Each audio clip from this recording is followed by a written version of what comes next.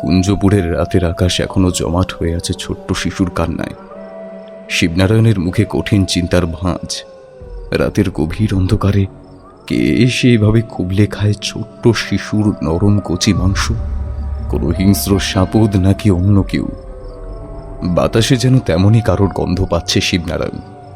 আর সব থেকে বেশি যেটা ভাবাচ্ছে শিবনারায়ণকে তা হলো ব্রজনাথের ঘরের মেঝেতে পড়ে থাকা সাদা কাপড়ের পুটুলিগুলো। কি আছে ওর মধ্যে? বারিনার চন্দ্রাই বা কেন শিমুল গাছের তলায় নিঃশব্দে রাতের গভীরে ঘুরে চলে মাটি? কি আছে ওখানে? গোপন কোনো ইতিহাস কি? নমস্কার শ্রোতা বন্ধুরা, অন্ধকারের গল্পকথার সাম্রাজ্যে আপনাদের সকলকে স্বাগত। আমাদের আজকের নিবেদন লেখক হেমন্ত দত্তের কলমে ব্রজনাথ তান্ত্রিকের পিশাচিনী। লেখকের জন্ম 15 ডিসেম্বর 1977। ইংলিশে মাস্টার ডিগ্রি করে এখন বর্ধমানের ইচলাবাদ হাই স্কুলে ইংরেজি শিক্ষক। অবসর কাটে গল্প শুনে ও গল্প লিখে। গল্পের সূত্রধার ও গল্প পাঠে আমি ব্রতদীপ। অন্যান্য চরিত্রে ইন্দ্রনীল, শ্রেয়শ্রী, বুবাই, সায়নদীপ ও পার্থ। শুরু হতে চলেছে আজকের গল্প ব্রজনাথ তান্ত্রিকের পিশাচিনী।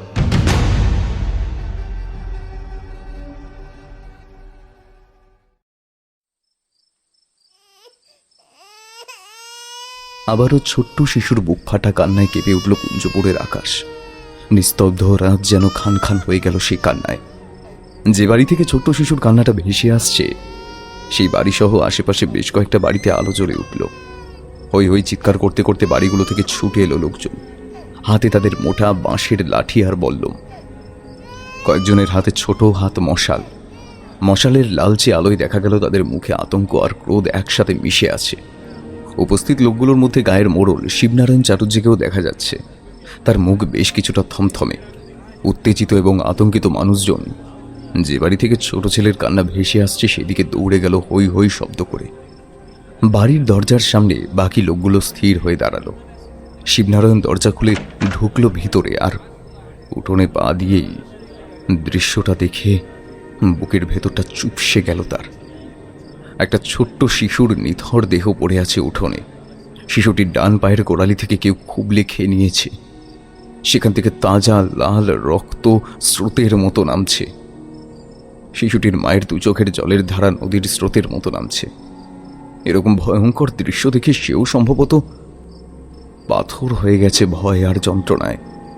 শিশুটির বাবারও একই অবস্থা। মাথায় হাত দিয়ে চোখ বড় বড় করে পাথরের মতো তাকিয়ে আছে শিশুটির যন্ত্রণা ক্লিষ্ট মুখটার দিকে। শিবনারায়ণ তার দিকে তাকিয়ে বেশ কিছুটা গম্ভীর স্বরে বলল, শিশুটিকে আগে ভিতরে নিয়ে গিয়ে ক্ষতটায় বন্ধন দাও, আমি দেখি কোনো বুদ্ধি পাওয়া যায় কিনা। তারপর শিশুটির মায়ের দিকে তাকিয়ে বলল, ওকে আগে ভোলানোর চেষ্টা করো, আমি আজ রাতে বাড়ির সামনে পাহারার ব্যবস্থা করছি। বলে বেরিয়ে এলো শিবনারায়ণ। দরজার সামনে দুজনকে পাহারায় রেখে বাকিদের নিয়ে চলে গেল। কিন্তু বাড়ি ফিরেও শিবনারায়ণের মনে শান্তি এলো না। যে কুঞ্জপুরে এর আগে কোনোদিন বিপদ ছায়া ফেলতে পারেনি, যে কুঞ্জপুরকে সে নিজের বুক দিয়ে আঁকলে রেখেছে, সেই কুঞ্জপুরে বেশ কদিন ধরে এসব কি চলছে? এই নিয়ে তিনটে শিশুর ক্ষেত্রে একই রকম ঘটনা ঘটল। প্রত্যেকেরই গোড়ালি থেকে মাংস একই রকমভাবে খুবলে খাওয়া। কে করতে পারে এমন নিষ্ঠুর কাজ? কোনো মানুষ কি উদ্দেশ্য তার? নাকি কোনো হিংস্র পশুর কাজ এটা, কিন্তু কোনো পশু কি বেছে বেছে শিশুদের আক্রমণ করবে, তাও আবার শুধু গোড়ালিটাই? সবকিছু যেন তালগোল পাকিয়ে যাচ্ছে শিবনারায়ণের। মন যেন বলছে অন্ধকার হলেই এমন কেউ আছে, এমন কিছু আছে যে জেগে উঠছে তার খিদে নিয়ে। তার প্রিয় খাদ্য কি তাহলে শিশুর পায়ের কচির নরম মাংস? কেমন আছে কুঞ্জপুরে যাকে শিবনারায়ণ কদিন হন্যে হয়ে ঘুরেও খুঁজে পাচ্ছে না? বুকের ভেতর কেমন এক অজানা অনুভূতি শিরশির করে বয়ে গেল। খোলা জানালা দিয়ে বাইরে অন্ধকারের দিকে তাকালো শিবনারায়ণ।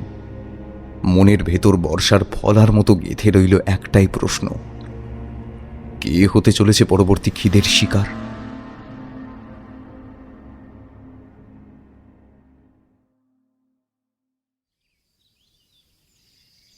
জমির আলটায় দাঁড়িয়ে স্থির দৃষ্টিতে ক্ষেতের দিকে তাকিয়ে রইল বারিন। অন্য সময় হলে ফলন্ত শস্যগুলোকে দেখে মনের ভেতরটা খুশিতে উঠলে উঠত, কিন্তু আজ যেন কিছুই ভালো লাগছে না তার। কুঞ্জপুরের পরিবেশটাই যেন হঠাৎ কোনো অশুভ শক্তির কবলে কালো হয়ে যাচ্ছে দিনে দিনে।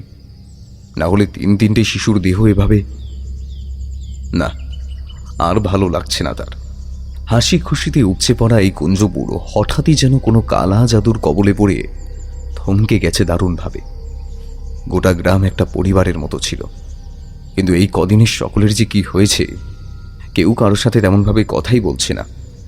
সকলের মুখ যেন কেমন থমথমে, একটা চাপা কষ্ট যেন বুকের ভেতর থেকে পাক খেয়ে উঠে এলো আর ছোট্ট দীর্ঘশ্বাস হয়ে মিশে গেল বাতাসে। একটু পরে বেশ কিছুটা দূর থেকে চন্দ্রার ডাকটা শুনতে পেল বারিন। কই গো, এসো, খাবার এনেছি। ডাকটা শুনে চমক ভাঙল বারিনের। ধীর পায়ে এগিয়ে গেল অর্জুন গাছটার তলায়। এই গাছের ছায়ায় বসেই এতকাল সে চন্দ্রার আনা খাবারটা খেয়ে এসেছে। এ তার বহু বছরের অভ্যেস। চন্দ্রার হাত থেকে জলের ঘটিটা নিয়ে হাত মুখটা একটু ভালো করে ধুলো বারিন। তারপর সাফ সূত্র করে রাখা গাছের তলায় বসল বাবু হয়ে। অভ্যাস মতো চন্দ্রা গামছা দিয়ে বাঁধা জামবাটির গিটটা খুলে বাড়িয়ে দিল বারিনের দিকে। কিন্তু চন্দ্রা দেখল বারিন যেন খুব আনমনা, মুখ যেন ভীষণ থমথমে। তাহলে কি সেই 10 বছর আগের ঘটনাটা আবারও? নিজের মনেই ঈষৎ মাথা নেড়ে চন্দ্রা মৃদুস্বরে জিজ্ঞেস করল, তোমার কি হয়েছে বলো তো, এরকম লাগছে কেন? বারিন মৃদু হেসে বলল, কোনো কিছুই ভালো লাগছে না গো। যা সব ঘটে যাচ্ছে এই গাঁটায়, কেউ গোপনে কিছু করছে বলে আমার মনে হয়। কে কি করবে? সেটাই ঠিক বুঝতে পারছি না গো। তবে যেদিন বুঝতে পারবো সেদিনের শেষ থেকে ছাড়বো। বারিনের গনগনে রাগটা দেখে চন্দ্রা যেন একটু নাড়া খেল। দ্রুত প্রসঙ্গটা পাল্টাবার জন্য বলল, আচ্ছা আচ্ছা, এসব এখন বাদ দাও তো, না মন দিয়ে ভাত খাও দেখিনি। বারিন মৃদু শ্বাস ছেড়ে ভাতের জামবাটিটা কাছে টেনে দিল, কিন্তু সবেমাত্র একটা গ্রাস মুখে তুলেছে, তখনই সামনের মাটির রাস্তা দিয়ে চানু পাগলাকে চিৎকার করতে করতে দৌড়ে আসতে দেখা গেল। এসেছে, সে এসেছে, এসেছে, সে ফিরে এসেছে, সে ফিরে এসেছে। চানু কাছে আসতেই চন্দ্রা ডাক দিল, এই জানো, শোন, এদিকে আয়। চানুর খালি গায়ে ঘাম ঝরাচ্ছে। মাটির রাস্তায় ধুলো কাদা হয়ে লেগে আছে বুকে পেটে। চানু হাঁপাতে হাঁপাতে এগিয়ে এসে বলল, কি হলো কাকি, ডাকছো কেন?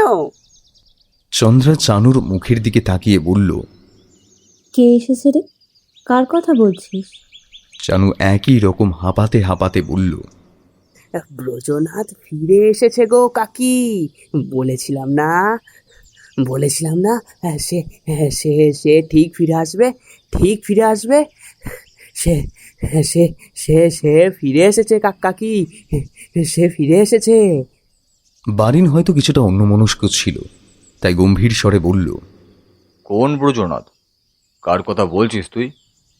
আরে আরে আরে হরি ঘোষালের ছোট ছেলে, সেই সেই সন্ন্যাসী হয়ে গেছে গো। এই এই কাঁধ পর্যন্ত চুল, গায়ে কমলা জামা। তোমরা দেখবে চলো কেমন দেখতে হয়েছে। হ্যাঁ হ্যাঁ, আমি এখন যাই, হ্যাঁ আমি এখন যাই। হ্যাঁ, আমার কত কাজ।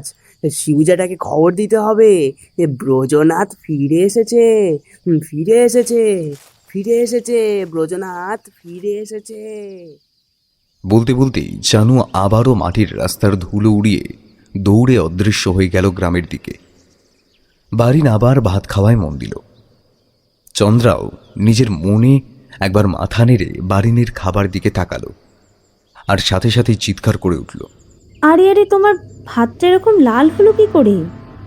মনে হয় মশা টশা পড়েছে। দাঁড়াও, আমি এই ভাতগুলো তুলে ফেলে দিচ্ছি। বলে চন্দ্রা জামবাটিটার দিকে হাত বাড়ালো, আর ঠিক তখনই বেশ কয়েক ফোঁটা রক্ত ওপর থেকে টপ টপ করে ঝরে পড়ল চন্দ্রার হাতে। রক্ত কোথা থেকে এলো? চন্দ্রা আর বারিন অবাক হয়ে উপরের দিকে তাকালো, আর যা দেখলো তাতে তাদের বুকটা ফাঁকা হয়ে গেল। দেখলো অর্জুন গাছটার বড় ডালটার ফাঁকে আটকে রয়েছে একটা ছোট্ট শিশুর মৃতদেহ, আর তার কচি নরম দেহ থেকে টপ টপ করে ঝরছে রক্ত। চন্দ্রা প্রচণ্ড একটা আর্তনাদ করে উঠল। ও বাবা গো! বারিন খাবার ছেড়ে লাফিয়ে উঠে পড়ল। দ্রুত উঠে অর্জুন গাছটার দিকে তাকাতেই মনে হলো গাছের পিছনে ঘন জঙ্গলে কেউ যেন দ্রুত অদৃশ্য হয়ে গেল। চন্দ্রার চিৎকারে ক্ষেত থেকে হিড়ু আর বিশু ছুটে এলো। বারিন তাদের দিকে তাকিয়ে বলল, এখনই মোড়ল মশাইকে খবরটা দে, আর বাচ্চাটাকে নামানোর ব্যবস্থা কর। হিড়ু আর বিশু মাথা নেড়ে দৌড় দিল গ্রামটার দিকে। বেশ খানিকটা সময় পরে হিড়ু আর বিশু এবং গ্রামের আর বেশ কিছু লোক এসে জড়ো হলো শিবনারায়ণের সাথে, হাতে তাদের বাঁশের লাঠি আর মোটা দড়ি। শিবনারায়ণ তাদের দিকে তাকিয়ে নির্দেশ দিল, বাচ্চাটাকে এক্ষুনি গাছ থেকে নামানোর ব্যবস্থা কর, আর কয়েকজন সামনের জঙ্গলের দিকে যা, দেখ সেখানে কোনো সাপদ লুকিয়ে আছে কিনা।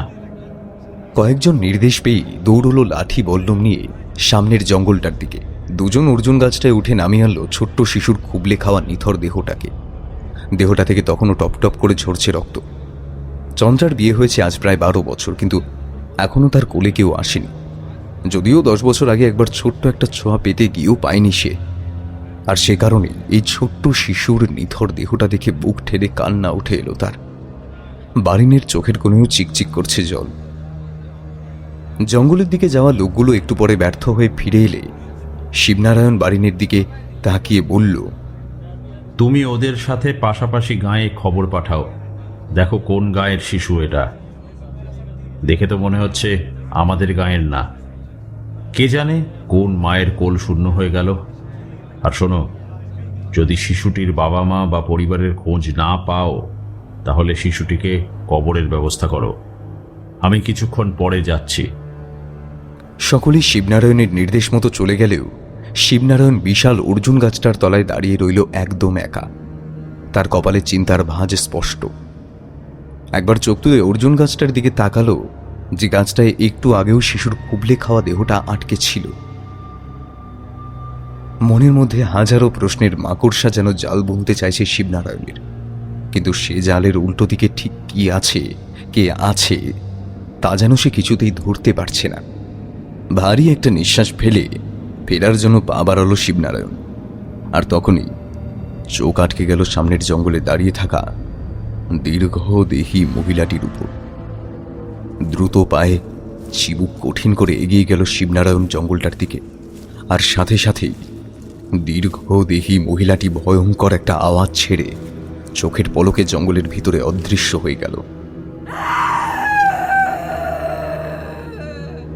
শিবনারায়ণ এক মুহূর্ত স্থির হয়ে দাঁড়িয়ে রইল, তারপর ধীর পায়ে ফিরতে শুরু করলো গ্রামের পথে। মনে শুধু একটা প্রশ্ন বর্ষার ফলার মতো গেঁথে রইল, কে ওই মহিলা? মুখটা ভীষণ চেনা মনে হলো কেন? বুকের ভেতরটা যেন গুড়গুড় করে উঠল শিবনারায়ণের। মন যেন বলছে আরো ভয়ঙ্কর কিছু ঘটতে চলেছে।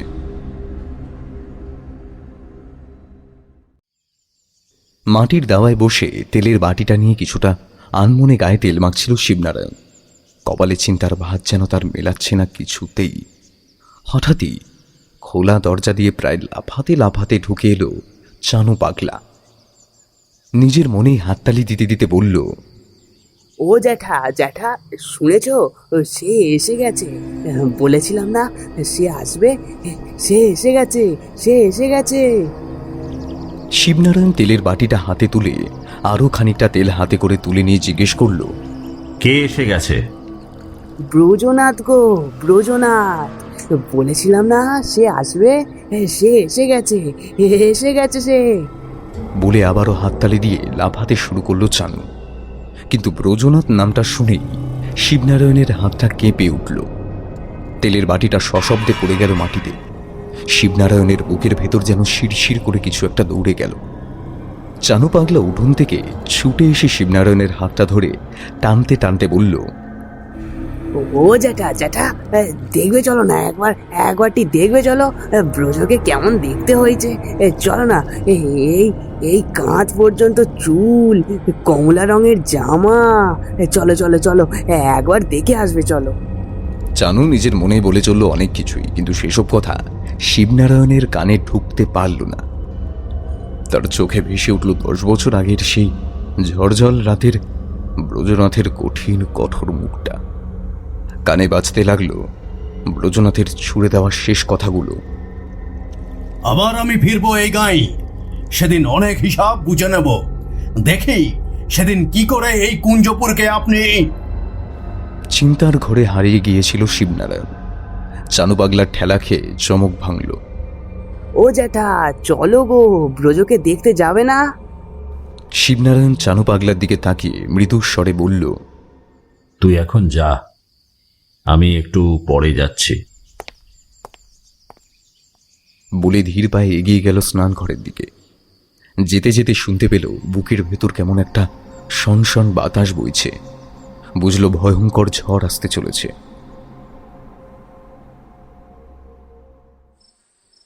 সন্ধে বেশ খানিকটা গাঢ় হতে শিবনারায়ণ প্রায় নিঃশব্দে গিয়ে দাঁড়ালো ব্রজনাথের বাড়ির সামনে। আলতো হাতে টোকা দিল দরজায়। একটু পরে দরজাটা খুলে গেল মৃদু একটা আওয়াজ করে। শিবনারায়ণকে দেখে ব্রজনাথ গম্ভীর হয়ে বলল, ও আপনি কিছু বলবেন? শিবনারায়ণ স্থির চোখে দেখল ব্রজনাথকে। চেহারার পরিবর্তনটা যেন বেশ কিছুটা নাড়া দিল শিবনারায়ণকে। সেই শীর্ণকায় ছেলেটা এত পাল্টে গেছে। শিবনারায়ণকে চুপ করে থাকতে দেখে ব্রজনাথ একই রকম গম্ভীর স্বরে বলল, আপনি কি কিছু বলবেন? কারণ আমি এবার পুজোয় বসবো। শুধু চেহারা নয়, শিবনারায়ণ দেখল ব্রজনাথের ব্যবহারেও পরিবর্তন হয়েছে। সেই উগ্র মূর্তি আর নেই। পরিবর্তে ধীর শান্ত ভাব ছড়িয়ে আছে ব্রজনাথের চোখে মুখে। আর সেই অদ্ভুত পরিবর্তনটাই যেন সব থেকে বেশি ভাবাচ্ছে শিবনারায়ণকে। তাই সে ধীর স্বরে বলল, আমার তোমার সাথে বেশ কিছু প্রয়োজনীয় কথা আছে। ব্রজনাথ কি যেন একটু ভাবল, কান খাড়া করে উপলব্ধি করতে চাইল কিছু। তারপর মৃদু স্বরে বলল, বেশ, আসুন। ধীর পায়ে শিবনারায়ণ ভেতরে ঢুকল। হঠাৎই চোখ আটকে গেল ধুলো ঢাকা পিড়িতে পড়ে থাকা লাল রক্তের দাগে। এখানে রক্ত এলো কোথা থেকে? আর কিছু ভাবার আগে একটা ছোট্ট শিশুর কান্না ভেতর থেকে ভেসে এলো।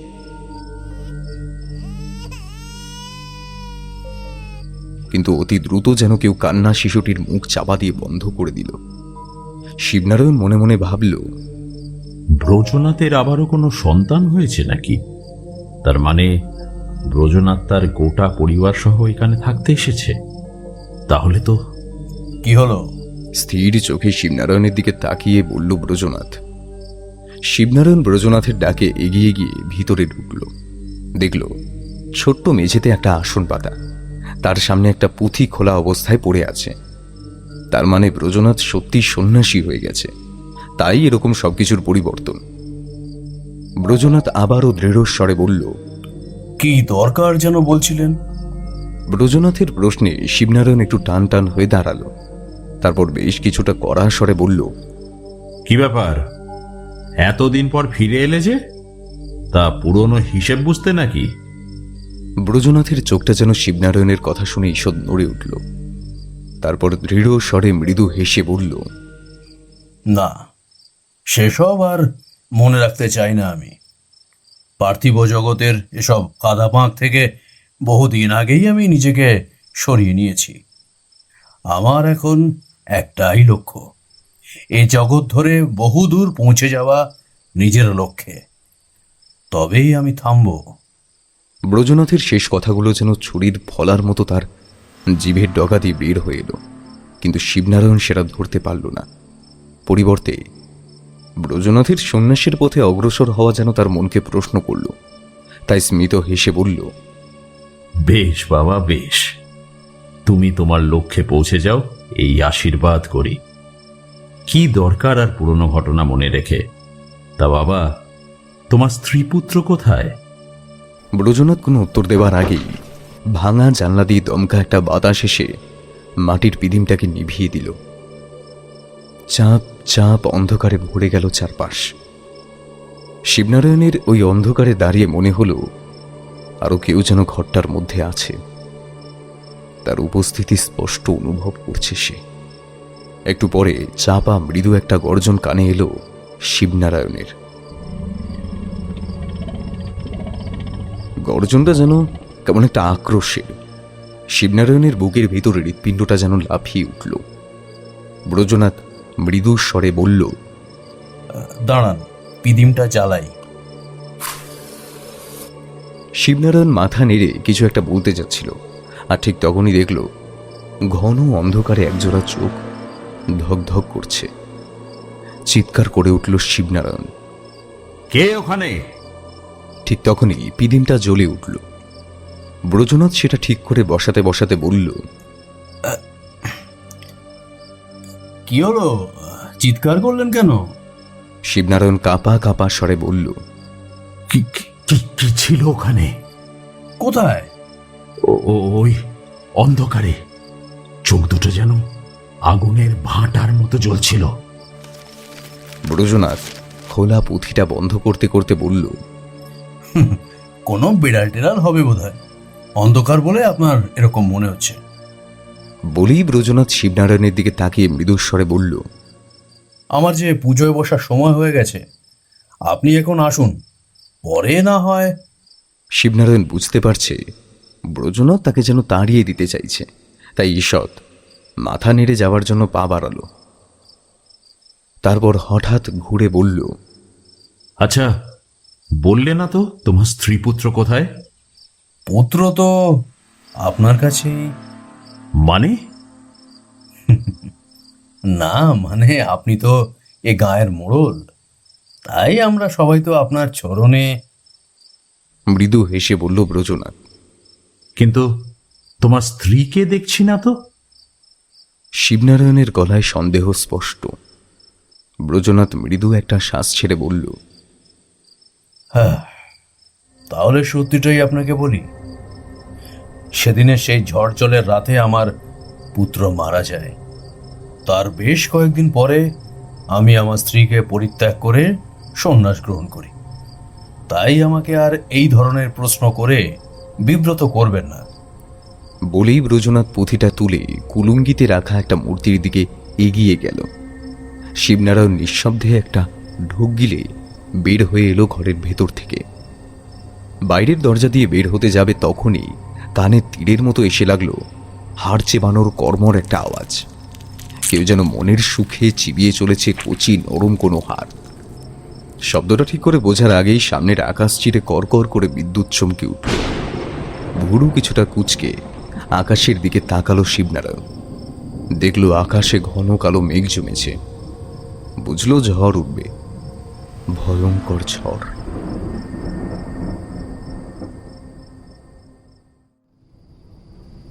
বেশ কিছু সময় পরে সবকিছুর লন্ড ভণ্ড করে ঝড় ধেয়ে এলো, সাথে বিদ্যুতের ঝলকানি। আরও একটু পরে ঝমঝমিয়ে বৃষ্টি এলো। বৃষ্টির তোড় আরও কিছুটা ঝরতে ঝড় একটু স্তিমিত হলো। বাড়ির মাটির উঠোনে গড়িয়ে যাওয়া জলের স্রোতের দিকে তাকিয়ে চন্দ্রাকে উদ্দেশ্য করে বলল, কই গো, খালুইটা একটু দাও তো, একবার পুকুরটাতে যাই। জলের যা স্রোত দেখছি তাতে মাছ উঠে আসবে মনে হচ্ছে। চন্দ্রা বিদ্যুতের ঝলকানিটার দিকে তাকিয়ে বলল, এই দুর্যোগ মাথায় নিয়ে যাবে? বৃষ্টিটা একটু থামলে হতো না? আরে না না, এখন মাছের পেটে ডিম, জলের স্রোত কেটে তারা উঠে আসতে চাইবে। তুমি খালুইটা দাও দেখে নি, আমি টপ করে যাব আর এক্ষুনি চলে আসবো। চন্দ্রা এক হাতে খালুই, অন্য হাতে একটা টর্চ বাড়িয়ে দিয়ে বলল। আমিও যাব তোমার সাথে। চন্দ্রার মুখে ভয়ের ছাপ স্পষ্ট। সেদিনের অর্জুন গাছের ওই ঘটনার পর সে আর বারিনকে কিছুতেই একা ছাড়তে চায় না। বারিন মাথা নেড়ে বলল, আরে ধুত, তুমি মেয়ে মানুষ, রাত বিরাতে কোথায় পুকুর ধারে যাবে? আমি টপ করে যাব আর এক্ষুনি চলে আসবো। বলেই বারিন খালুই আর টর্চটা নিয়ে উঠোনে নামল। চন্দ্রা আবারও কিছুটা কাপা গলায় বলল, কয়েকটা পেলেই চলে আসবে, কিন্তু খালি ভর্তি করার দরকার নেই, মাত্র তো দুটো মানুষ।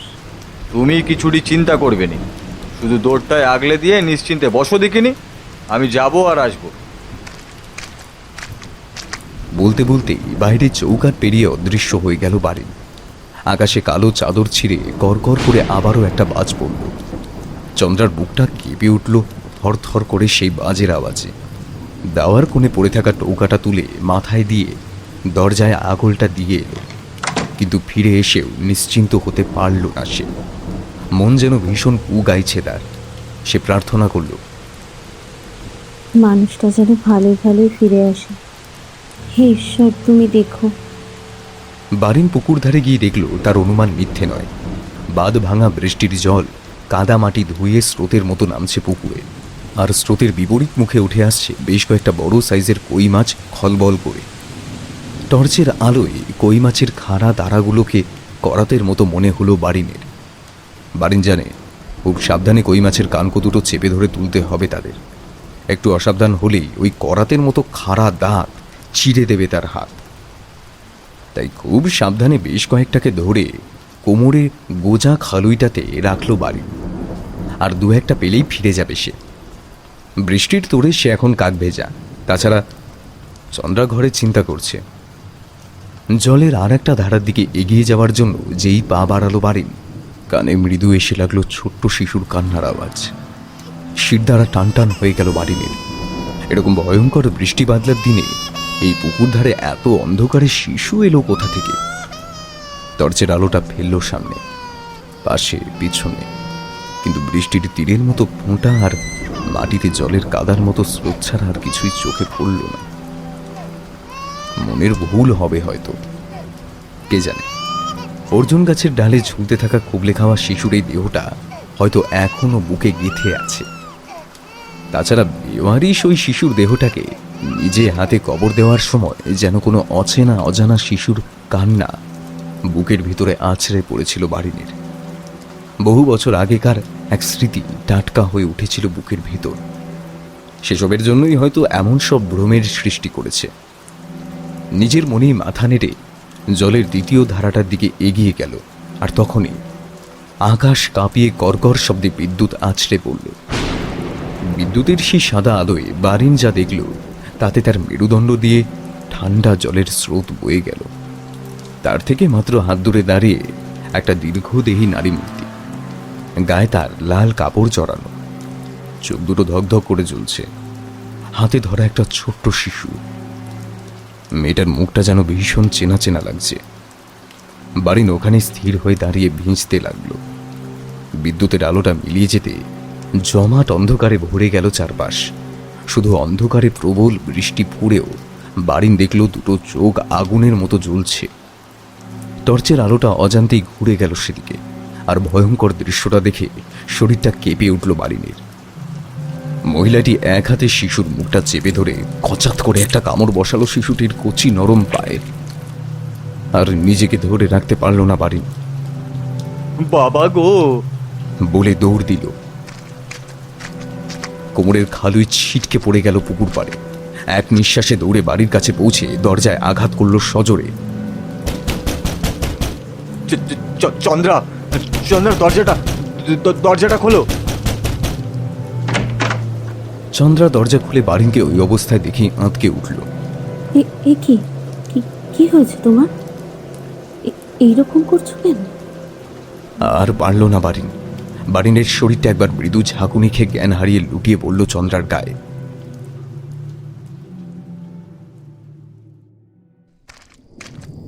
শিবনারায়ণ ধীর পায়ে কাদামাটির রাস্তাটা টপকে এগিয়ে গেল অর্জুন গাছটার দিকে। এই অর্জুন গাছটা কেমন যেন টানছে তাকে। কাল রাতে ওরকম বাঁধ ভাঙা বৃষ্টি শুরু না হলে হয়তো কাল রাতেই একবার ঘুরে যেত এখান থেকে। তার মন যেন বলছে এই জায়গাটাতেই অনেক রহস্যের সমাধান আছে, এখানে এলে হয়তো অনেক জমাট অন্ধকার কেটে যাবে। কুঞ্জপুরে এরকম শিশু শিকারের কোনো একটা সূত্র এখানে অবশ্যই আছে। কালকে রাতের ওই ভয়ঙ্কর ঝড়ে অনেক গাছের ডাল ভেঙে পড়ে আছে রাস্তার পাশে। জায়গায় জায়গায় কাদায় গরু ছাগলের পায়ের ছাপ। বেশ কয়েকটা হাঁস প্যাক প্যাক করে একটা আওয়াজ তুলে রাস্তা পেরিয়ে চলে গেল। অন্য সময় হলে এসব কিছুকেই গভীর চোখে দেখত শিবনারায়ণ, কিন্তু আজ আর তার এসবের দৃষ্টি নেই। মনের ভেতর অনেক কিছু যেন আখ পেশাইয়ের চাকা করছে। সে চাকার কাটার মতো দাঁড়গুলো যেন গেঁথে গেঁথে বসতে চাইছে শিবনারায়ণের বুকে। তাই বুকের ভিতর এক চাপা অস্বস্তি নিয়ে শিবনারায়ণ ধীর পায়ে এগিয়ে গেল অর্জুন গাছটার দিকে। গাছটার তলায় গিয়ে দেখল বারিন কেমন একটা থমথমে মুখে বসে আছে। জমিগুলোর দিকে তাকালো শিবনারায়ণ, দেখল হিরু একটা কোদাল দিয়ে জমির নালাটা ছাড়াচ্ছে। কাল রাতে যে পরিমাণ বৃষ্টি হলো তাতে জল জমেছে বিস্তর। এই বৃষ্টিতে ফসলেরও ক্ষতি হবে অনেক, তাই হয়তো বারিনের মুখটাও ভার। শিবনারায়ণ এগিয়ে গিয়ে বারিনকে কিছু একটা বলতে যাবে, তার আগেই বারিন ভারী একটা স্বরে বলল, মোড়ল মশাই, আপনার সাথে আমার বিশেষ একটা কথা আছে। শিবনারায়ণ বারিনের শুকনো মুখের দিকে তাকিয়ে বলল, হ্যাঁ বলো, কি বলবে? কাল রাতে বৃষ্টির সময় পুকুর ধারে গিয়েছিলাম মাছ ধরতে, কিন্তু হঠাৎই দেখলাম। বারিনের কথা শেষ হওয়ার আগেই তারা দেখল চানু পাগলা কাদা মারিয়ে ছুটে আসছে। শিবু জ্যাঠা, শিবু জ্যাঠা, সর্বনাশ হয়ে গেছে গো, সর্বনাশ হয়ে গেছে। শিবনারায়ণের এই মুহূর্তে চানু পাগলার খ্যাপামি শোনার বিশেষ ইচ্ছে নেই, তাই কিছুটা বিরক্তি নিয়ে বলল, কি হয়েছে কি? আর বলো না জ্যাঠা, ব্রজটার মাথা পুরো পুরো একেবারে খারাপ হয়ে গেছে। ব্রজ, এই নামটাই যেন নাড়িয়ে দিল শিবনারায়ণকে। তীক্ষ্ণ চোখে চানুর দিকে তাকিয়ে বলল, কেন, কি হয়েছে ব্রজনাথের? আরে জ্যাঠা, শোনো তবে গপ্পটা। আমি তো জঙ্গলের ভিতরে ঢুকেছিলাম মধু পাড়তে, কিন্তু যেই গাছের ডালে উঠে মধুর চাকটা কাটতে যাব, দেখলাম ব্রজনাথের বউটা একটা গাছের আড়ালে দাঁড়িয়ে। আমার তো জ্যাঠা বেজায় সন্দেহ হলো, ব্রজনাথের ডাগর বউটা এই জঙ্গলে কি করছে।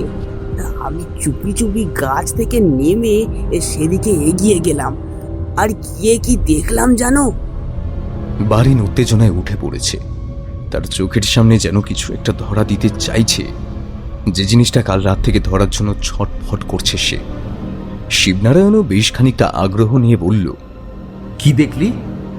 দেখলাম ওর বউটা গাছের নিচে স্থির হয়ে দাঁড়িয়ে আছে, আর আর ব্রজনাথ একটা ছোট্ট শিশুকে তার পায়ের কাছে রেখে ভিড় করে কি যেন বলছে। আমি তো বুঝলাম ব্রজর নিশ্চয়ই মাথা খারাপ হয়ে গেছে, তাই চিৎকার করে বললাম, এই এই ব্রজ, কি করছিস এসব? শিবনারায়ণ যেন অনেক কিছুই বুঝতে পারছে। অনেকগুলো অদৃশ্য সূত্র যেন গিট খুলছে একে একে। তাই শিরদানা টান টান করে শুনতে শুরু করলো চানুর কথাগুলো। চানু বলে চলল, আমাকে দেখে ব্রজ তো লাফিয়ে উঠে পড়লো। আমিও রেগে মেগে বললাম, কি করছিস রে এসব তুই? হ্যাঁ, বউকে পুজো করছিস নাকি? ব্রজ আমার কাছে এসে কাঁধে হাত দিয়ে বলল, কোথায় বউ? কেন, ওই তো। কিন্তু জানো জ্যাঠা, আমি অবাক হয়ে দেখলাম সত্যি সেখানে কেউ নেই। কিন্তু কিন্তু আমি সত্যি বলছি জ্যাঠা, ব্রজর নির্ঘাত মাথা খারাপ হয়ে গেছে গো। আমি নিজের চোখে ব্রজর বউকে দেখেছি। ইয়া লম্বা একটা লাল কাপড় পরে সে দাঁড়িয়েছিল। লাল কাপড়? প্রায় চিৎকার করে বলল বারিন। হ্যাঁ গো বারিন কাকা, লাল কাপড়, কিন্তু ব্রজ সেটা মানতেই চায় না। জ্যাঠা, যাই এখন। আমি সকলকে গিয়ে বলি ব্রজর মাথা খারাপ হয়ে গেছে। যাই। হ্যাঁ, আসি কাকা, আসি। হ্যাঁ। বলেই প্রায় দৌড়ে কাদা ভেঙে গ্রামের দিকে চলে গেল চানু। চানু চলে যেতে বাড়ির শিবনারায়ণের দিকে তাকিয়ে উদ্বিগ্ন গলায় বলল, কাল পুকুর পাড়ে আমিও লাল কাপড় পরে ব্রজর বউকে দাঁড়িয়ে থাকতে দেখেছি। অন্ধকার বলে মনে হয় ঠিক তখন চিনতে পারিনি। ওর কোলে একটা বাচ্চা ছেলে ছিল, কিন্তু আমি অন্ধকারেও দেখলাম ব্রজর বউটা বাচ্চা ছেলেটার পাটাকে কচাং করে। কথাটা যেন বাড়িনের গলায় আটকে গেল। শিবনারায়ণ বুঝতে পারছে সেদিন ওই জঙ্গলের ধারে যে লাল কাপড় পরে হিংস্র নারী মূর্তিকে সে দেখেছিল সে আসলে ব্রজনাথের স্ত্রী ছিল। কিন্তু ব্রজনাথের বউকে এত দীর্ঘদেহী লাগলো কেন? বাড়ির না হয় অন্ধকারে দেখেছে, কিন্তু সে তো দিনের আলোয়।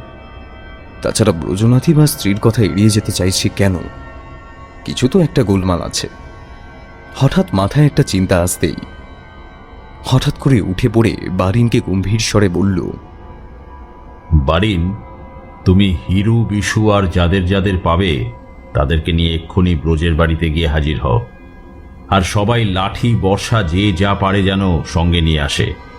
মন বলছে বিরাট একটা লড়াই হতে চলেছে।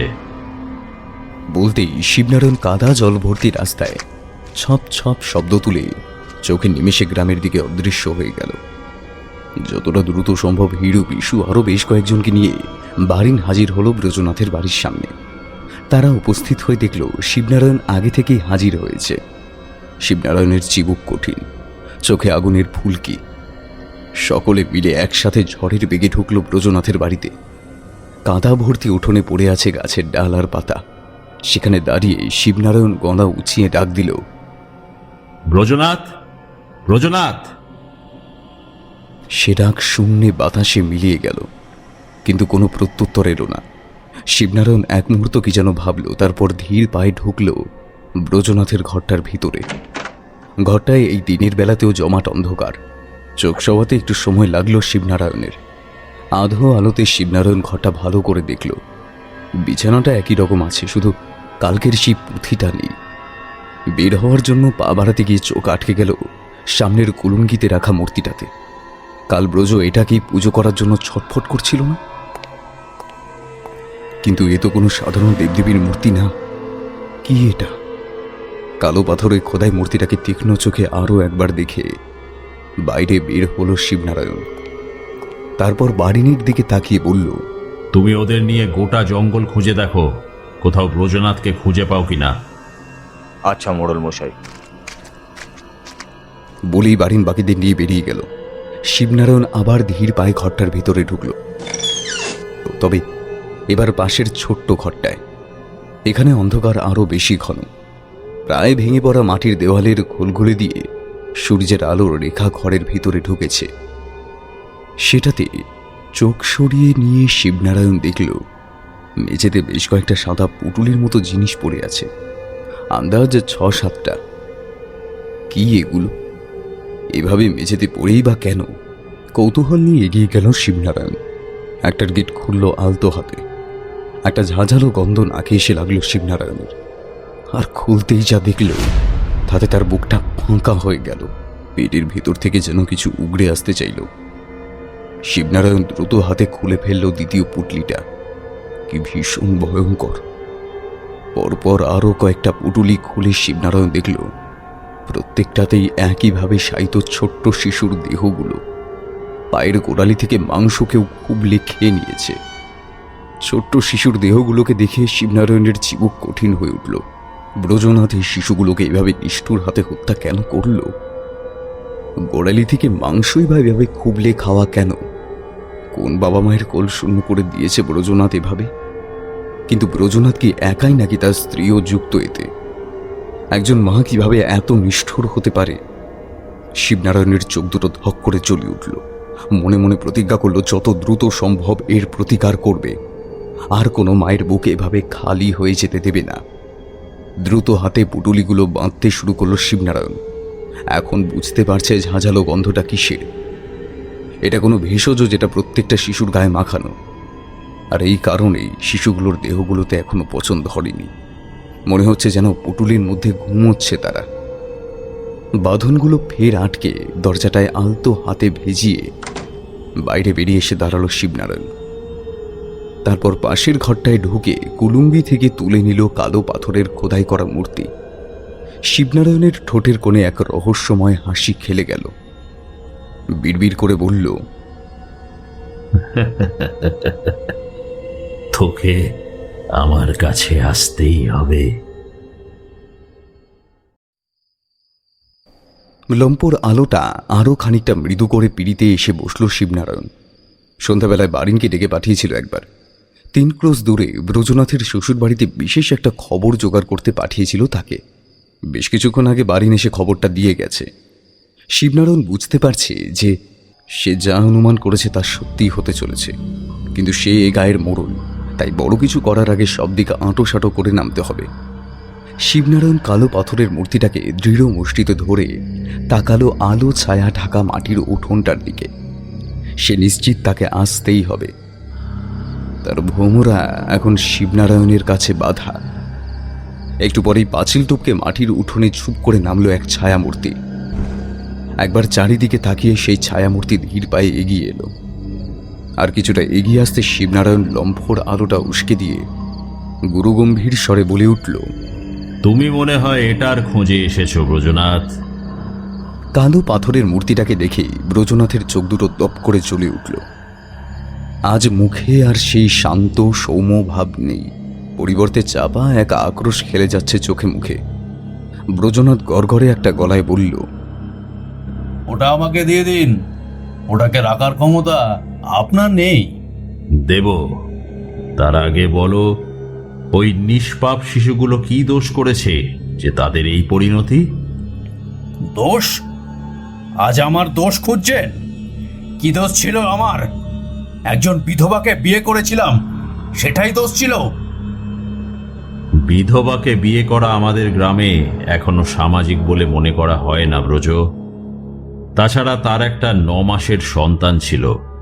স্বামী মারা যাবার কয়েক মাসের মধ্যেই আবার তোমায় বিয়ে করলো। গায়েগঞ্জের মানুষ এগুলোকে সহজভাবে মেনে নেবে না। আমি গায়ের মোড়ল, তাই আমাকে এই ধরনের সিদ্ধান্ত নিতে হতো।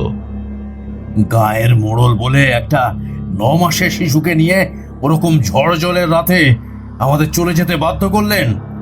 খোঁজ নিয়েছেন? হ্যাঁ, খোঁজ নিয়েছেন কি হয়েছিল আমাদের? তাহলে শুনুন, তারপর নিজেই বিচার করবেন আপনার কোনো দোষ ছিল কি না। ব্রজনাথ এক মুহূর্ত থামল।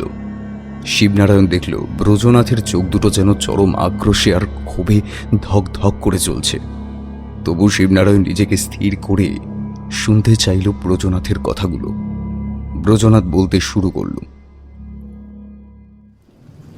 সেই ঝড় জলের রাতে আমি আর পারুল কুঞ্জপুর থেকে বেরিয়ে প্রথম আশ্রয় নিই অর্জুন গাছটার তলায়। তখন অঝোর ঝড়ে বৃষ্টি পড়ছে, সাথে প্রচণ্ড বিদ্যুৎ। বুঝতে পারিনি ঠিক কি করব, কোথায় যাব।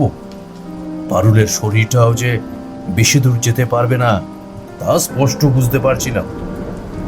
ভাবলাম রাতটা কাটিয়ে সকাল হলেই বেরিয়ে পড়ব গন্তব্যের দিকে। কিন্তু ওই প্রবল বৃষ্টিতে ওইটুকু শিশুর শরীরটা একটু একটু করে নিথর হয়ে আসতে লাগলো। এদিকে পারুল আর হাঁটতে পারছে না। আমি যেন এই পরিস্থিতিতে পাগল হয়ে উঠলাম। পারুলকে ওখানে রেখে শিশুটাকে নিয়ে আবারও ফিরে আসলাম এই গায়ে। ছুটে গেলাম বারিন কাকার বাড়ির দিকে। মনে হয়েছিল বারিন কাকা তো নিঃসন্তান, তাই যদি তার কাছে শিশুটা রাখা যায়। বারিন কাকার বাড়ির দরজায় শিশুর প্রায় নিথর হয়ে আসা দেহটাকে নিঃশব্দে রেখে আমি আবার দ্রুত ফিরে এলাম অর্জুন তলায়। কিন্তু তখনও জানতাম না আমার জন্য কতটা ভয়ঙ্কর ঘটনা অপেক্ষা করছে। ব্রজনাথ আবার একটুখানি থামল। ব্রজনাথের গলায় কষ্ট যেন দলা পাকিয়ে আটকে গেছে। কিছু একটা বলতে গিয়েও থেমে গেল শিবনারায়ণ। ব্রজনাথ অন্ধকারের দিকে একবার তাকালো, তারপর একই রকম গলায় বলল, অর্জুন তলায় ফিরে দেখলাম পারুলের দেহে আছড়ে পড়েছে ভয়ঙ্কর বিদ্যুৎ। ওটা পুড়ে কালো হয়ে গেছে। ব্রজনাথের গলাটা যেন বেশ কিছুটা কঠিন হয়ে গেল। আমি পারুলের পুড়ে যাওয়া দেহটা কাঁধে ফেলে সেই রাতেই বৃষ্টি বজ্রাঘাত মাথায় নিয়ে জঙ্গলের ভিতরে চলে গেলাম। আশ্রয় নিলাম জঙ্গলের সেই প্রান্তে যেখানে এই কুঞ্জপুর কেন, পাশাপাশি গায়ের লোকও সেই জায়গার খোঁজ পাবে না। সেখানে গিয়ে আমি শুরু করলাম নৃচক্ষকের পুজো। নৃচক্ষক সেই পিশাচিনী যার সব থেকে প্রিয় খাবার শিশুর কচি কচি নরম পা। আমি পারুলের মৃত শরীরে স্থাপন করলাম নৃচক্ষক পিশাচিনীর আত্মা। কয়েকদিনের মধ্যেই অনুভব করলাম পারুলের দেহের আয়তন বৃদ্ধি পাচ্ছে। বুঝলাম আমার বিদ্যা বিফলে যায়নি। 10 বছর ধরে এই প্রচেষ্টা চালিয়েছি যাতে পারুল তথা ওই পিশাচিনীকে নিজের অধীনে আনতে পারি। সময় সময় তার পায়ে আমি ভোগ নিবেদন করি। একদিন এখান থেকে আমাদের আপনি দাঁড়িয়েছিলেন, সেই দিনই বলে গিয়েছিলাম হিসেব নিতে আমি ফিরে আসব। আজ তাই হিসেব কড়ায় গন্ডায় পুষিয়ে নিতে এসেছি। এ গ্রামকে আমি শ্মশান করে দেব। হ্যাঁ, শ্মশান। আর আর মাত্র 3টি ভোগ, তারপর আমার ইচ্ছের পুরোপুরি বশবর্তী হবে আমার সৃষ্ট পিশাচিনী। আগেই মিটে যেত, কিন্তু 2টো শিকার আমার ফসকে গেল। হ্যাঁ, তাদের আমি ঘরে তুলতে পারিনি। একবার ভোগ সম্পূর্ণ হোক, তারপর দেখব সেদিন কেমন করে এই গ্রামকে আপনি রক্ষা করেন। ব্রজনাথের ঠোঁটের কোণে খেলে গেল ক্রূর এক হাসি। শিবনারায়ণ সেদিকে তাকিয়ে দেখল, তারপর গম্ভীর স্বরে বলল, কিন্তু তোমার সেই ইচ্ছে পূরণ হবে না ব্রজনাথ, কারণ তোমার সেই উপদেবী যে এখন আমার কাছে। তোমার সাধ্য থাকে আমার কাছ থেকে তাকে নিয়ে যাও। বলেই শিবনারায়ণ তার উপবীতের 3টে সুতোকে বুড়ো আঙুলের স্পর্শ করে হাতের তালু দিয়ে আগলে নিল কালো পাথরের খোদাই মূর্তিটাকে। ব্রজনাথের চোখ দিয়ে আগুনের ফুলকি বের হয়ে এলো যেন। মুখ দিয়ে ভয়ঙ্কর আক্রোশের একটা গর্জন আলো অন্ধকার ফুঁড়ে আছড়ে পড়ল শিবনারায়ণের কানে। শিবনারায়ণের ঠোঁটের কোণে অদ্ভুত এক হাসি খেলে গেল। আর ঠিক তখনই শনশন শব্দ তুলে ছুটে এলো দমকা বাতাস। সেই দমকা বাতাসে উল্টে নিভে গেল লম্ফটা। জমাট অন্ধকার ভরে গেল চারপাশ। আর ঠিক তখনই কেউ যেন সজোরে ধাক্কা দিল শিবনারায়ণকে। শিবনারায়ণ ছিটকে পড়ল দূরে। আর পিড়িতে ওই অবস্থায় দূরে আছড়ে পড়তে পড়তে শিবনারায়ণ দেখল একটা লাল কাপড় পরা দীর্ঘদেহী নারী মূর্তি মুখে একটা তীক্ষ্ণ আওয়াজ তুলে ছোঁ মেরে পাথরের মূর্তিটাকে চোখের পলকে নিয়ে অদৃশ্য হয়ে গেল। সাথে সাথে দমকা বাতাসটাও যেন মিলিয়ে গেল উঠোনের কালো আকাশে। শিবনারায়ণ একটা ঝাড়া দিয়ে উঠল। অনুভব করল এই মুহূর্তে পিড়িতে সে একা। উইতের গোছাটা কোমরে দৃঢ়ভাবে জড়াতে জড়াতে বিড়বিড় করে বলল, লড়াই শুরু হয়ে গেছে। আমিও শুদ্ধাচারী ব্রাহ্মণ হরিনাথ মুখার্জির ছেলে। দেখি কে জেতে এই লড়াইয়ে। ধীর পায়ে ঘরের ভিতরে ঢুকল শিবনারায়ণ। একটা পুঁথি কুলুঙ্গি থেকে নামিয়ে তারপর খুব মনোযোগ দিয়ে পড়তে শুরু করল। কতক্ষণ এভাবে ওটা পড়ে চলেছে তার খেয়াল নেই। চমক ভাঙল বাইরের দরজায় আঘাত পড়তে। কেউ যেন চাপা অথচ সতর্কভাবে আঘাতটা করছে। পুঁথিটাকে বন্ধ করে একটা কুপি হাতে বাইরে বেরিয়ে দরজাটা খুলল শিবনারায়ণ। আর দরজা খুলেই চমকে গেল। ভুঁড়ু কুচকে জিজ্ঞেস করল, এ কি তুমি? হ্যাঁ মোড়ল মশাই, বিশেষ একটা কথা জানানোর ছিল আপনাকে। হ্যাঁ বলো। চন্দ্রা চাপা স্বরে বলল, আজ থেকে প্রায় বছর 10 আগের কথা। যেদিন বজ্রনাথ গ্রাম ছাড়া হয় সেদিন রাতে। চন্দ্রা কাপা স্বরে বলে গেল সে সবই যা কিছু মাত্র আগে শিবনারায়ণ ব্রজনাথের মুখে শুনেছে। চন্দ্রার কথা শেষ হলে শিবনারায়ণ জিজ্ঞেস করল, সে শিশু এখন কোথায়? আমি অনেক ভোরে উঠে আগল খুলে শিশুটাকে যখন দেখি তখন সে আর বেঁচে ছিল না।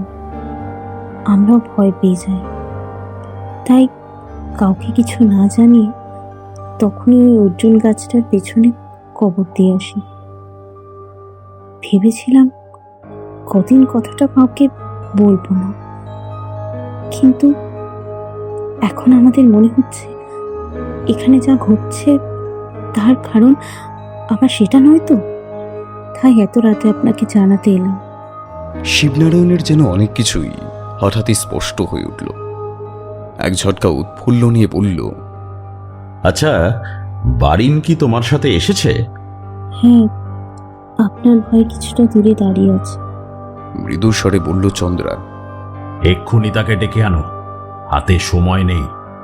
যত দ্রুত আমাদের সে কবর খুঁড়ে তাকে তুলে আনতে হবে, না হলে যে ব্রজনাথের পিশাচিনী। যাও যাও।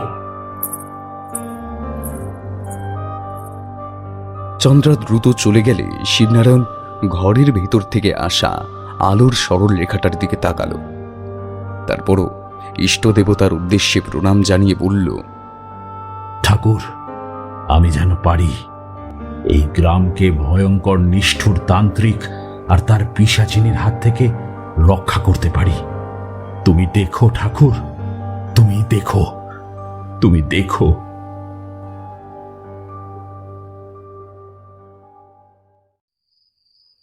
রাত্রি গভীর হতে বেশ কয়েকজন হাজির হলো অর্জুনতলায়। উপস্থিত মানুষগুলোর মধ্যে হিরু, বিশু আর চানু পাগলাকেও দেখা গেল। তবে চানু আজ বড় স্থির। শিবনারায়ণ, বারিন আর চন্দ্রা একদিকে আসন্ন লড়াইয়ের প্রস্তুতি নিচ্ছে। কাল ওই গভীর রাতেই বারিন চন্দ্রাকে সঙ্গে নিয়ে প্রায় নিঃশব্দে শিশুটার কঙ্কালটাকে তুলে এনেছিল। দীর্ঘক্ষণ পুঁথিটা পড়ে শিবনারায়ণ বুঝে নিয়েছে কেন ব্রজনাথ পুটুলির মধ্যে শিশুর দেহগুলো এভাবে রেখেছে। পিশাচিনীকে পুরো বশে নিয়ে এলেই ওই শিশুগুলোর ঘুমিয়ে থাকা প্রাণগুলোকে নিয়ে ব্রজনাথ এই কঙ্কালটার প্রাণ প্রতিষ্ঠা করতে চাইবে, কিন্তু তার জন্য প্রয়োজন লাগবে দ্বাদশ শিশুর প্রাণ। কিন্তু কিন্তু শিবনারায়ণ এই কুঞ্জপুর তথা আশেপাশের কোনো গ্রামে কোনো পিতামাতাকে এভাবে সন্তান হারাতে দেবে না। তার মন বলছে এই শিশু কঙ্কালকে দাহ করলে অনেক কিছুরই অবসান হবে, আর যদি সে এই চেষ্টায় সফল হয় তাহলে এই শিশুগুলোরও কিছু একটা ব্যবস্থা সে করবে। অনেক কাজ এখনো বাকি। শিবনারায়ণ ইশারা করতেই বারিন হাতের মশালটা জ্বালালো। মশালের মৃদু আলোয় দেখা গেল ছোট্ট শিশুর একটা কঙ্কাল চন্দ্রার পায়ের কাছে নামানো। কঙ্কালটার ছোট্ট মাথাটা আলাদা হয়ে গেছে শরীরের কাঠামো থেকে। চন্দ্রা সেদিকে কঠিন মুখে তাকিয়ে আছে। একটু পরে শিবনারায়ণ ইশারা করল বারিনকে সামনে স্থাপন করা অগ্নিকুণ্ডটায় অগ্নিসংযোগ করতে, কিন্তু বারিন যেই অগ্নিসংযোগ করতে যাবে ঠিক তখনই অন্ধকার ফুঁড়ে ছুটে এলো ব্রজনাথ। চিৎকার করে উঠল, মোড়ল মশাই, মোড়ল মশাই, ওই কঙ্কাল আমাকে দিয়ে দিন, না হলে কিন্তু বিপদ ভয়ঙ্কর হবে। বারিন, শিবনারায়ণ সহ উপস্থিত সকলেই দেখল ব্রজনাথের হাতে ধারালো অস্ত্র চকচক করছে। শিবনারায়ণ বুঝল ব্রজনাথ তৈরি হয়ে এসেছে, কিন্তু শিবনারায়ণ কিছু বলার আগে চানু পাগলা লাফিয়ে উঠে ছুটে গিয়ে বলল, বলছি না ব্রজ, তোর মাথাটা খারাপ হয়ে গেছে। সেদিন দেখলুম বউকে পুজো করছিলি, আর আজ আবার মোড়ল মশাইকে তাড়া করছিস। ভাগ এখান থেকে, ভাগ। বলে সজোরে ধাক্কা দিল চানু ব্রজনাথকে। ব্রজনাথ কিছুটা দূরে ছিটকে পড়ে গেল। হিরু আর বিশু বাঁশের লাঠি নিয়ে মুখে একটা আওয়াজ করে এগিয়ে গেল ব্রজনাথকে লক্ষ্য করে। ব্রজনাথও ঝটিতে উঠে অস্ত্র নিয়ে এগিয়ে এলো তাদের দিকে, কিন্তু হিরু আর বিশু কিছু করার আগে চানু আবার ছুটে গিয়ে ধাক্কা দিতে গেল ব্রজনাথকে, আর ব্রজনাথের হাতে ধারালো অস্ত্র তীক্ষ্ণ বেগে আঘাত করলো চানুর গলায়। চানুর মুন্ডু কেটে ছিটকে পড়ল দূরে। শিবনারায়ণ আর কাল বিলম্ব না করে বারিনকে অগ্নিকুণ্ডে অগ্নিসংযোগ করতে বলল। মশালের আগুনে অগ্নিকুণ্ড জ্বলে উঠল তপ করে। ব্রজনাথ ধারালো অস্ত্রটা নিয়ে শিবনারায়ণের দিকে এগিয়ে গেল, আর ঠিক তখনই শিবনারায়ণ গম্ভীর স্বরে শুরু করল মন্ত্রোচ্চারণ। রক্ত শূন্য মস্তক আসব করাত সংকুল মধ্যম ক্ষুর ক্ষুর প্রভল্য অধম।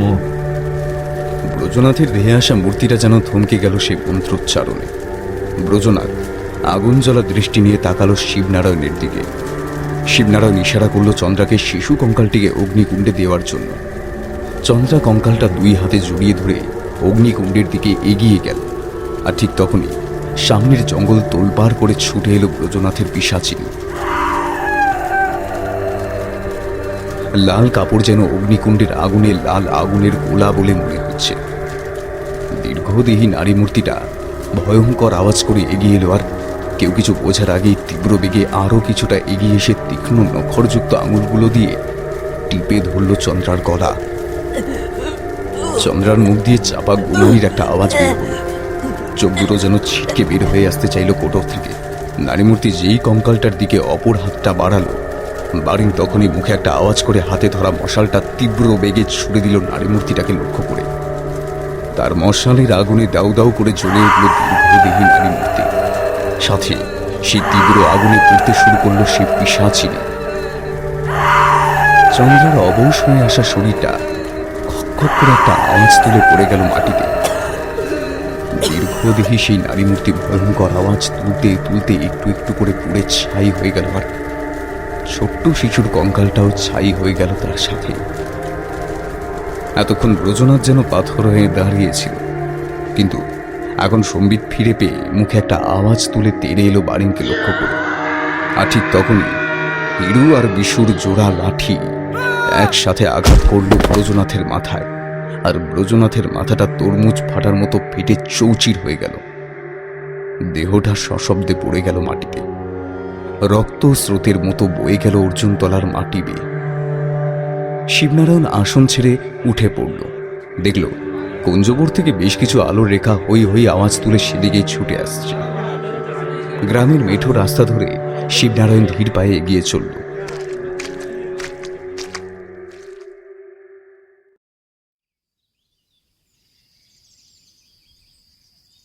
বিকেলের আলো আরও খানিকটা মুড়ে এসেছে। ক্লান্ত পাখির দল বাতাস কেটে ফিরছে নিজেদের বাসায়। কয়েকটা ছাগল মাঝে মাঝে আওয়াজ তুলে রাস্তার ধারের কচি ঘাসগুলোকে খেয়ে যাচ্ছে আপন মনে। হয়তো তারাও নিজেদের ঘরে ফিরবে আর একটু পরে। আপন মনে হাঁটতে হাঁটতে কখন যে শিবনারায়ণ অর্জুনতলাটায় চলে এসেছে খেয়ালই করেনি। সামনে দিগন্ত বিস্তৃত মাঠ, সবুজ ফসলে ঢাকা। সেদিকে একবার তাকিয়ে মুখটা ঘুরিয়ে নিল শিবনারায়ণ। অন্য সময় হলে চানু পাগলা রাস্তায় ধুলো উড়িয়ে লাফাতে লাফাতে আসতো শিবু জ্যাঠা করে, কিন্তু সে আর কোনোদিনও আসবে না। কোনো এক তান্ত্রিকের নিষ্ঠুর ক্রোধের শিকার হয়েছে সে। শিবনারায়ণ ভাবল এই অর্জুনতলাটা কত মানুষের আশ্রয়স্থল ছিল। মাঠে রোদে তেতে পুড়ে এসে দাঁড়াতো এই অর্জুন গাছের ছায়ায়। বৃষ্টি বাদলার দিনে এই অর্জুন গাছটাই ছিল তাদের মাথা বাঁচানোর কুটির, অথচ এই অর্জুন তলাটাই কেড়ে নিল কতগুলো প্রাণ, কতগুলো নিষ্পাপ শিশুর আর বেঁচে ওঠা হলো না। বুকের ভেতরটা কেমন যেন খাঁ খাঁ করে উঠল শিবনারায়ণের। চিন্তার ঘরে হারিয়ে গিয়েছিল। ডাকটা কানে আসতেই চমকে তাকালো। কি গো শিবু জ্যাঠা, বাড়ি যাবে না? চানুর গলা না?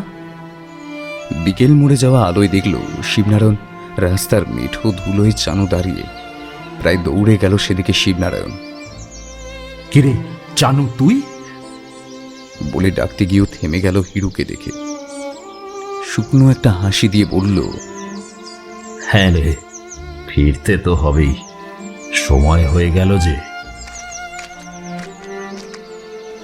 অন্ধকার নামা রাস্তাটা ধরে ধীর পায়ে আবারও গায়ের পথে ফিরতে লাগলো শিবনারায়ণ। শুধু অর্জুনতলায় রেখে গেল এক পাগলকে, যার হয়তো কুঞ্জপুরে ফেরা হবে না আর কোনো দিন। শুনছিলেন লেখক হেমন্ত দত্তের কলমে ব্রজনাথ তান্ত্রিকের পিশাচিনী। সম্পাদনা, ডিরেকশন এবং ভিডিওর ভিজুয়াল এফেক্টসে প্রায়ণ ও পার্থ। শব্দ পরিকল্পনা, মিশ্রণ এবং আবহ সৃষ্টিতে মেহান্স প্রোডাকশন হাউস। পোস্টার ডিজাইনে কৃষ্ণেন্দু মণ্ডল। কেমন লাগলো আজকের গল্পটি? ভালো লাগলে অবশ্যই আমাদের সাবস্ক্রাইব করে আমাদের সাথে থাকুন এবং লাইক ও কমেন্টের মাধ্যমে আপনার মতামত জানান। অসংখ্য ধন্যবাদ মিড-নাইট ফ্যান্টাসি ইউটিউব চ্যানেল থেকে সৌরভ সুরকে আমাদের পাশে থাকার জন্য। এরকম গল্প যদি আরও শুনতে চান তাহলে প্লিজ আমাদের কমেন্টের মাধ্যমে জানান। দেখা হবে নতুন কোনো গল্পে। ততক্ষণের জন্য শুভরাত্রি। ভালো থাকবেন, সকলকে ভালো রাখবেন।